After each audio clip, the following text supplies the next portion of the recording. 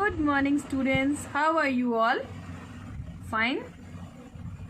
I'm fine because I'm staying in home with my family members. I'm not going anywhere outside from my house. बिल्कुल नहीं जाती मैं, क्योंकि मुझे स्वस्थ रहना है, सुरक्षित रहना है. एंड आई होप कि आप लोग भी घर में हो, स्वस्थ हो, सुरक्षित हो, अपने परिवारजनों के साथ हो. इससे अच्छा कोई पल नहीं होता है जब आप अपने परिवारजनों के साथ होते हो, क्योंकि हमें तो समय मिलता ही नहीं, और समय मिला है तो उसे अच्छे से इस्तेमाल करो ना.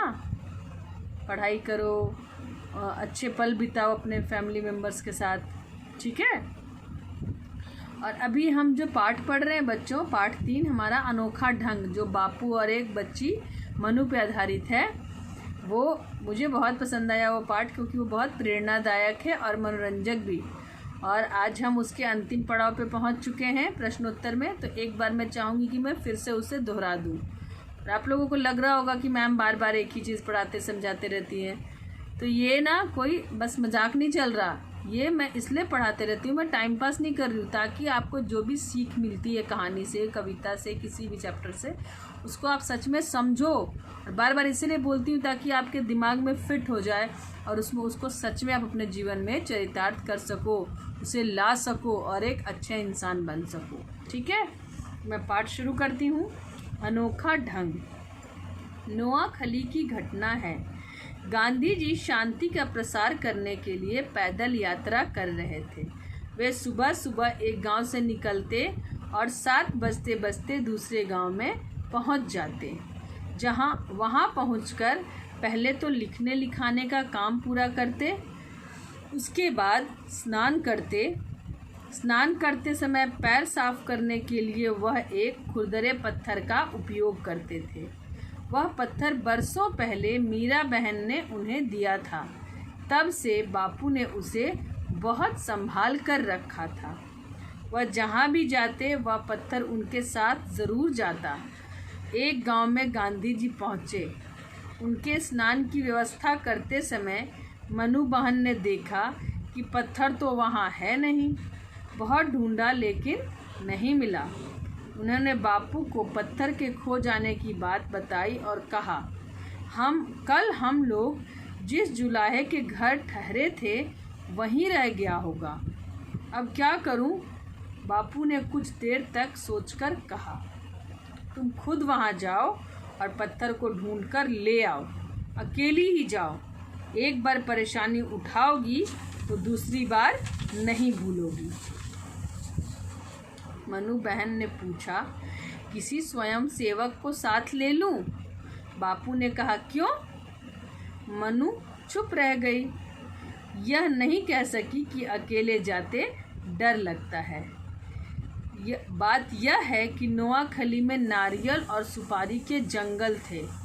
कोई भी रास्ता भूल सकता था. इसके अलावा मनु तब 15-16 साल ही की तो थी.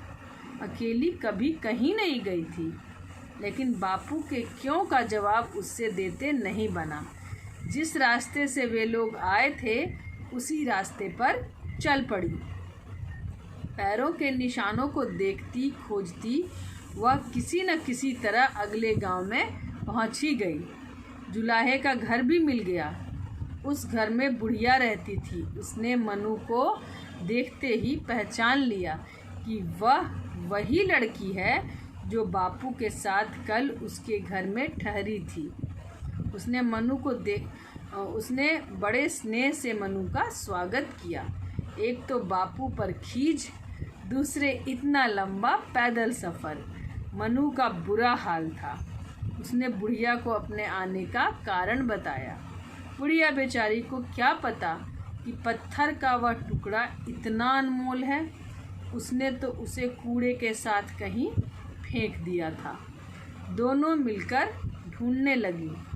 भाग्य की बात, पत्थर मिल गया. मनु की खुशी का ठिकाना न था.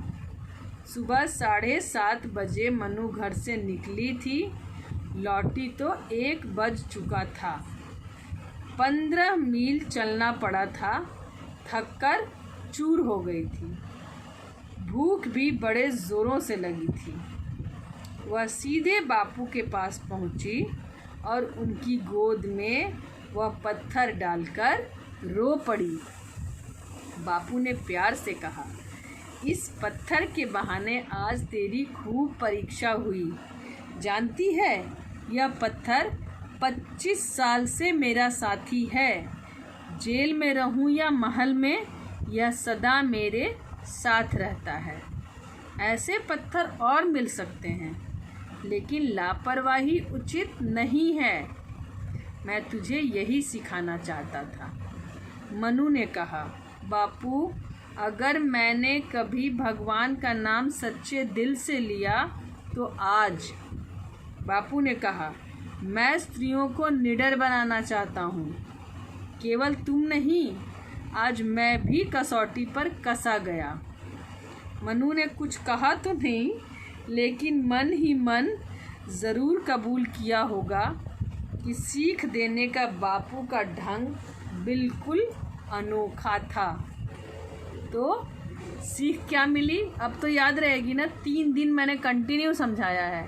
सीख मिली कि लापरवाही बिल्कुल नहीं करनी चाहिए, हमें निडर बनना चाहिए, अपना काम स्वयं करना चाहिए, किसी के भरोसे नहीं बैठना चाहिए और हमेशा सादा जीवन जियो और ऊंचे विचार रखो, क्योंकि आपके ऊंचे विचार ही आपको पहचान दिलाएंगे। आपके अच्छे सुंदर कपड़े नहीं, आपकी अच्छी सुंदर शक्ल नहीं, सूरत से ज़्यादा सीरत इफ़ेक्टिव होता है, असरदार होता है। तो अच्छी सोच रखो, सच्चे रहो, हमेशा ईमानदार रहो और किसी के लिए कभी बुरा मत सोचो। और सबसे बड़ी सीख हमेशा याद रखनी है, लापरवाही उचित नहीं है। लापरवाही कभी भी बिल्कुल नहीं करनी है। अब हम आते हैं आज के गृह कार्य पे। आज का जो गृह कार्य है 2 है, लेकिन बहुत ज़्यादा नहीं है, कम ही है। पहला जो है, कहानी के आधार पर सही उत्तर चुनिए। जैसे आपने अपना फर्स्ट पीरियोडिक टेस्ट में मल्टीपल चॉइस क्वेश्चन थे ना, वैसे ही है। 3 ऑप्शन दिए गए हैं, 3 प्रश्न हैं। पहला प्रश्न है, गांधी जी गांव पहुंचकर सबसे पहले क्या करते थे? ऑप्शंस हैं, स्नान करते थे, लिखने लिखाने का काम करते थे, भोजन करते थे। भोजन तो नहीं, भोजन तो बहुत बाद में करते थे। जैसा कि आपको याद होगा कि वो शांति प्रसार के लिए पैदल चलते थे और अलग अलग गांव में रुकते थे, और रुकने के पहले बाद सबसे पहला जो वो काम करते थे वो लिखने लिखाने का काम करते थे। तो हम इसमें लिखने लिखाने का काम करते थे, जो कि दूसरा विकल्प है, उसमें सही का निशान लगाएंगे। ठीक है। उसके बाद स्वयं सेवक कौन होता है? ऑप्शंस हैं, विकल्प हैं, जो स्वयं की सेवा करता है, जो सेवकों की सेवा करता है, जो दूसरों की सेवा के लिए स्वयं तैयार रहता है। यस, स्वयं सेवक जो होता है ना, वो सेवक होता है, सेवा करता है, उससे कोई ज़ोर ज़बरदस्ती नहीं होती। वो अपनी इच्छा से स्वयं सेवक बनता है और बिना किसी स्वार्थ के, बिना किसी दबाव के, अपनी इच्छा से हमेशा दूसरों की सेवा करने के लिए तैयार रहता है, तत्पर रहता है। तो इसमें ये तीसरा ऑप्शन है, तीसरा विकल्प है, जो दूसरों की सेवा करने के लिए स्वयं तैयार रहता है, अर्थात अपनी इच्छा से तैयार रहता है। तो इसमें हम सही का निशान लगाएंगे। अब तीसरा, मनु गांव कैसे पहुंच गई?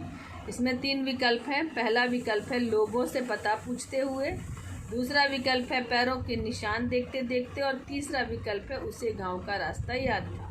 पहला विकल्प लोगों से पता पूछते हुए, ये तो संभव ही नहीं है, क्योंकि वो जंगल का रास्ता था और मनु अकेले जा रही थी डर के मारे, तो लोग तो थे नहीं, गांव का रास्ता उसे याद भी नहीं था। हाँ, वो पहुंची कैसे? जिस रास्ते से वो आई थी वहीं पैरों के निशान थे, उन्हीं पैरों के निशान को देखते देखते वो गांव पहुंच गई।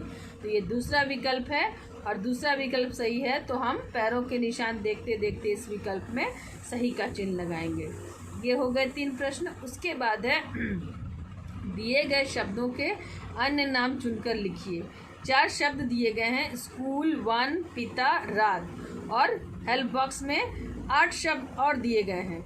इसमें से जो पर्यायवाची शब्द आप करते हो वही चुन चुन के लिखना है। शब्द हैं बापू, कानन, अरण्य, विद्यालय, जनक, पाठशाला, निशा, रजनी। तो स्कूल का 2 शब्द लिखना है, 2 नाम, वन का, पिता का और रात का। स्कूल का जो 2 शब्द, जो 2 नाम है, एक है विद्यालय और दूसरा है पाठशाला। ठीक है, वन का जो दूसरा नाम है, एक है अरण्य और दूसरा है कानन। तीसरा शब्द है पिता, तो पिता का जो अन्य नाम हुआ वो है बापू और जनक। जनक मतलब जन्म देने वाला, तो जनक मतलब भी पिता होता है। और चौथा वर्ड है रात, तो चौथा शब्द रात है, तो रात को हम निशा भी कहते हैं और रजनी भी कहते हैं। मतलब ये अन्य नाम सोच लो या फिर पर्यायवाची शब्द। ये आज का गृह कार्य था और इस तरह पाठ खत्म होता है। और बाकी जो उसमें भाषा के लिए या फिर बातचीत के लिए वो हम आपस में सामने डिस्कस करेंगे। कुछ कुछ प्रश्न होते हैं जो लिखने के लिए नहीं होते हैं, आपस में पूछने के लिए और अपनी सोच के हिसाब से उत्तर देने के लिए होते हैं। ठीक है, तो आज का गृह कार्य आप लिख लोगे, कर लोगे, अच्छे से करके मुझे भेजोगे। और जो भी गृह कार्य आप करते हैं उसे अक्षरशः याद भी करना है, सिर्फ लिखने से, उतारने से और छापने से काम नहीं चलेगा। ठीक है, उसको यहाँ फीड भी करना है। ठीक है, फिर कल मिलेंगे कुछ नया लेके, कुछ अच्छा सा प्रेरणादायक लेके, मोटिवेशनल लेके। तब तक के लिए bye bye, take care, smile.